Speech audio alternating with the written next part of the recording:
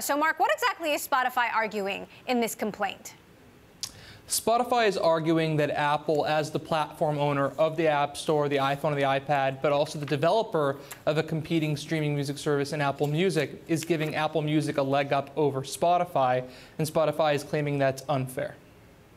So, does Spotify make a point, a good point here?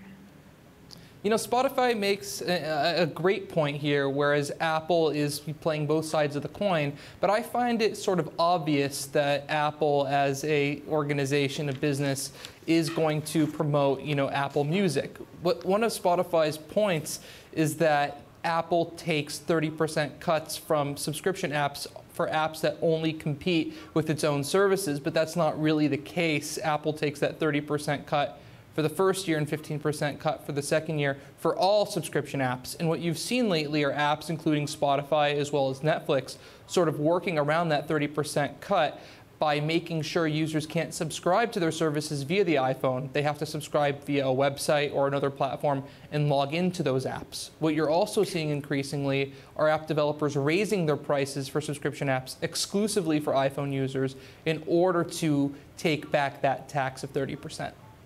So, Roger, how worthy would you say Spotify's argument is here? Well, I think the argument, as Mark said, is way less clear-cut than people would have you believe. In the United States, there's a case that is working its way through the courts called Pepper that's on this exact issue relative to the App Store. And Apple's situation from an antitrust perspective, I think, is going to be hard to defend, because at the end of the day, the issues that we worry about with other monopolists come to bear here, which is this notion of being a market maker and at the same time being the owner of one of the participants in the market. And I do think Apple is going to have to work very, very hard to justify this.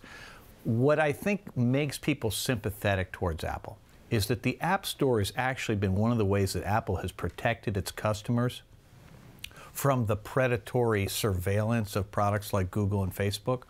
And they've done a really good job of that. So at some fundamental level, the App Store is one of the good guys. But in this particular case, Spotify, is making a point about participating in the market. The reality is the economic argument Spotify is making is way less sound than they want us to believe. But I do think the antitrust argument has some weight. Interesting. Mark, how is Apple responding so far? So far Apple hasn't said anything on this issue, but one thing I've been thinking about is I really don't think that this is something Apple put much consideration into while developing Apple Music. Since the beginning of the App Store, Apple has sold its own applications. I mean, I think this is a similar argument to, Apple not being allowed to sell its own products at the Apple Store because there's hundreds of them around the world. I don't see why Apple shouldn't be allowed to sell their own applications through the store. What I do somewhat agree with on the Spotify side is that they could still level the playing field. Right now, only Apple applications can be set as default. So the default music player on the iPhone is obviously Apple Music. The default email app is not Gmail's app, it's Apple's app. So if Apple added a toggle where you could make any third-party app an equal citizen on its platform, that could go a long way to pushing back against an antitrust issue. Roger, I'm sensing that you agree. I think in general I do, but again, I'm incredibly sympathetic to Apple's position. I can't make a good intellectual argument for it because I do think that my basic belief in antitrust is people should not make markets and participate in them.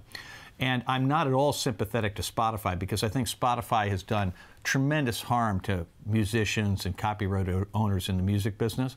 So this is a difficult thing for me emotionally to look at. What I would say... Right, you're a musician yourself. Exactly. So I have no sympathy for Spotify. And so I look at this situation and I think that from an investor's point of view, though, you have to recognize that in the European Union, the antitrust case is going to be decided on the merits of their antitrust law. And I think, as Mark suggested, the antitrust case is pretty solid here.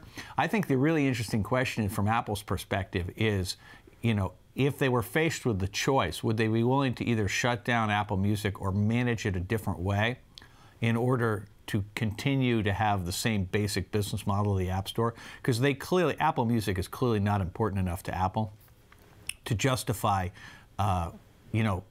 losing the App Store in its current levels of control.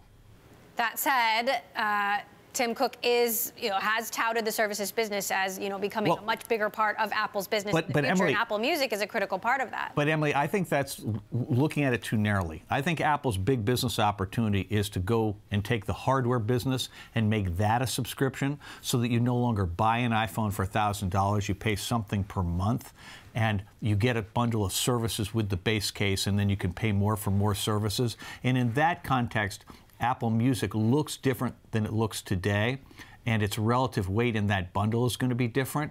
And I look at this thing and I want to step back. If I'm Apple, I think you have to look at Apple Music and ask, is this as core going forward as it might have been a couple of years ago when the market was still growing? And I'm not sure what the answer to that question is. Meantime, Mark, Apple is holding an event in a couple of weeks, March 25th, where it's going to unveil its streaming and original content strategy. We hear there might be celebrities at this event. What are you expecting? Right. So, I mean, just as part of this is an interesting backdrop to the Spotify situation because Apple's really going to announce itself as a services company on Monday, March 25th, like you said, by introducing their competitor to Netflix, their magazine subscription service, and they might discuss their new credit card strategy that they're teaming up on with Goldman Sachs later this year. So I'm expecting that and all sorts of services discussion. And I agree with Roger's point about Apple sort of shifting its hardware to a subscription model. But just one more thing on Spotify. Spotify put out this website and it has a list of 5 issues it takes with Apple.